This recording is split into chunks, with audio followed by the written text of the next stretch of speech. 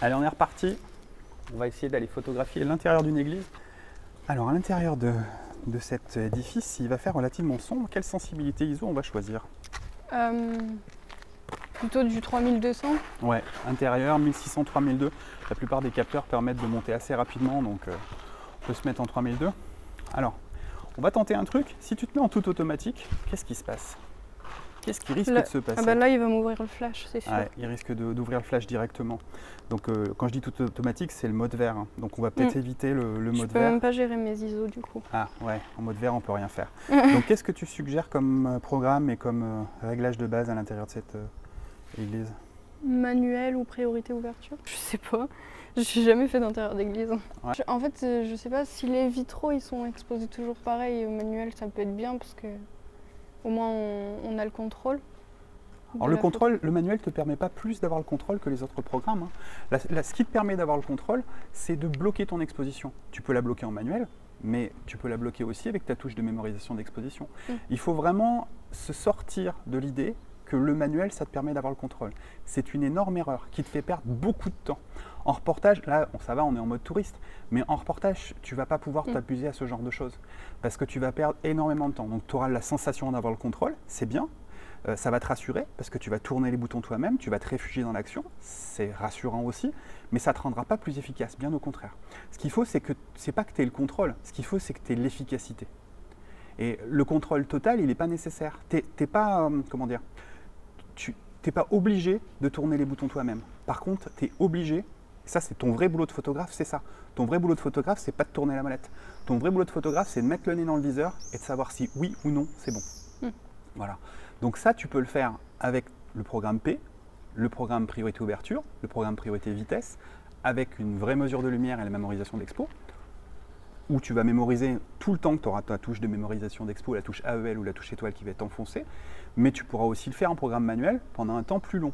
Si tu as un temps où la luminosité est complètement stable, tu peux le faire en programme manuel. Si ça bouge tout le temps, c'est-à-dire que si tu dois photographier à l'ombre, au soleil, quelqu'un qui bouge, ou alors un vitrail qui va être exposé, tu vois, entre ce vitrail qui va être exposé en plein soleil et ce vitrail qui va être à moitié à l'ombre, et un autre vitrail qui va être de l'autre côté de l'église qui va être à l'ombre, tu n'auras pas le même réglage. Donc ton programme manuel, il ne va pas t'aider. Il va te faire perdre du temps. Tu seras beaucoup plus efficace en priorité ouverture avec une mémorisation d'exposition. Et le contrôle, tu l'auras tout autant. Mais oublie la notion de contrôle, rejoins la notion d'efficacité. Ce qu'il faut, c'est que tu mesures la lumière. Ouais. Donc, prends le programme que tu veux, mais en programme priorité ouverture, tu vas aller beaucoup plus vite, tu vas être beaucoup plus efficace qu'avec un programme d'exposition manuelle. Dans un cas comme aujourd'hui, on aurait un temps couvert où la lumière elle serait complètement homogène partout. Je te dirais, t'embête pas, prends le manuel. Et souvent, je dis, c'est un peu grossier, hein, mais quand je pars en manuel, je me dis, t'embête pas, pars en manuel. Le mode manuel, c'est le truc pour pas s'embêter, quoi. T'arrêtes de réfléchir et puis tu fais toujours la même chose. Ou alors, il y a l'autre version, pour lesquelles je ne t'inciterai pas du tout, c'est de tourner les boutons en manuel et de faire plusieurs photos jusqu'à ce que ce soit bon. Ouais. Mais ça, je veux pas. Alors tu peux le faire avec un hybride, c'est-à-dire que tu ne vas pas tourner les boutons et mitrailler, mais tu vas regarder dans le viseur, avoir un aperçu du rendu et tu tournes les boutons jusqu'à ce que ce soit correct. Mais là, tu ne mesures pas la lumière, tu as plutôt une approche de la mesure de lumière qui est en réaction et non pas en anticipation. Donc tu regardes ce qu'il y a dans ton viseur et quand c'est bon, tu shootes. Voilà. Là, on va essayer de travailler un petit peu en anticipation. Donc tu peux travailler en manuel, mais ça ne te rendra pas plus efficace.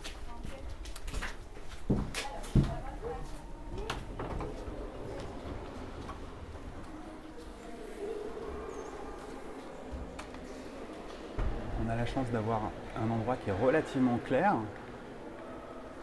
Et l'idée, alors il y a deux choses à faire ici. Les vitraux, mais ça sera un point à part. Là, ce que je voudrais plus que les vitraux, c'est que tu me fasses une vue d'ensemble de l'église.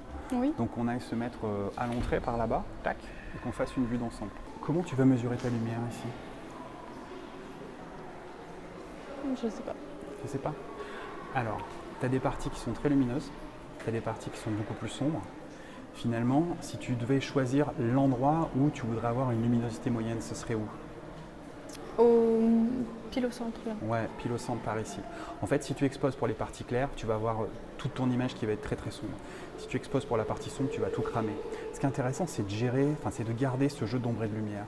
Donc en allant mesurer sur cette partie ici, là, si tu zoomes et que tu mesures sur cette partie grise ici, tu vas pouvoir avoir une luminosité qui va être un peu plus sombre forcément sur toutes les parties sombres, mais tu vas garder, tu n'auras pas de zone trop cramée. Donc là, priorité ouverture, quelle sensibilité? Alors du coup on a dit 3200 Ouais. minimum. 3200 ISO, ouais, c'est bien. Il faut que tu ailles mesurer là où est la dame et ensuite qu'on revienne ici faire notre photo. Tu as bloqué avec ta touche étoile? Oui. Voilà. Ça te donne quoi? Ça me donne 1 sur 30. Ouais, Un bouge trentième, pas pardon. que je vois. Bouge pas. Tac. 3200 ISO, f5.6, 1 trentième de seconde. 1 trentième de seconde, mais tu as zoomé. Oui, Donc si tu dézoomes, si je dézoome. quand tu zoomes, ton diaph, il est au 30e parce que tu ne peux pas avoir une vitesse, tu ne peux pas avoir une ouverture plus grande que f5.6. Mais du coup, si tu dézoomes, tu passes à f4, voire même à 3.5, et tu vas monter au 1 60e, voire au 1 80e de seconde. 1 60e là. Voilà. Allez, on retourne là-bas. Mm. Donc grand angle et une belle vue.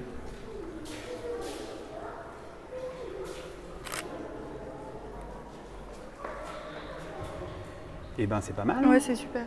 Ouais, c'est parfait. Mm. Tout est parfait. Alors, petite astuce aussi, là on s'est déplacé pour aller mesurer parce que sur ton boîtier, on a utilisé un mode de mesure global. Si on ne voulait pas se déplacer, on aurait pu changer le mode de mesure, passer en mode de mesure spot et aller mesurer sur une toute petite surface, par exemple sur cette surface ici ou cette surface là, ou même sur un vitrail, sans avoir à se déplacer.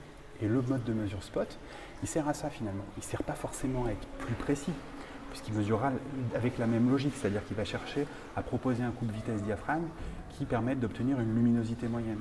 La différence entre le mode de mesure global et le mode de mesure spot, c'est que le mode de mesure spot, il va mesurer sur une toute petite partie de l'image. Ça peut être ici, ça peut être là, ça peut être là, ça peut être là, au lieu de mesurer sur l'ensemble de l'image. On peut essayer du coup. Oui, si tu veux, vas-y, touche info. Et ici. Encore, non, Non, voilà, ici. ici. Spot, très bien. Et là, tu vas faire la même chose, c'est-à-dire que tu n'es pas forcément obligé de zoomer, hein. Tu peux juste identifier la zone sur laquelle tu veux mesurer. Et tu vas ajuster ta vitesse à nouveau, puisque ton diaph, il est à f5.6, on va le descendre à f4 tout à l'heure. La sensibilité ISO, elle ne bouge pas.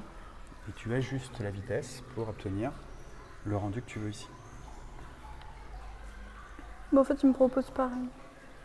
Nécessairement, puisque Oui, puisqu'on voilà, l'a réglé. ça revient exactement au même. C'est un peu ce que je voulais te dire tout à l'heure, c'est que tu le fasses en te déplaçant et en zoomant avec le mode de mesure global ou que tu le fasses avec la mesure spot, au final, tu auras le même résultat. C'est juste la surface sur laquelle tu mesures. Donc le plus simple, souvent, c'est de se déplacer, mais quand on ne peut pas, on utilise le mode de mesure spot. Par contre, un truc super important avec le mode de mesure spot, c'est de ne pas oublier de l'enlever, parce que sinon, la prochaine fois, tu vas être embêté. On fait le tout de suite, sinon on va oublier. Ok. Si tu veux des précisions sur les réglages photo, je t'invite à suivre mon cours gratuit qui est sur mon site internet. Tu pourras avoir une petite série de cours sur les réglages fondamentaux en photographie. Je te mets un lien dans la description et dans la bulle d'infos. C'est l'inverse comme d'habitude, je me suis trompé. Je te souhaite une bonne semaine et de très très bonnes photos.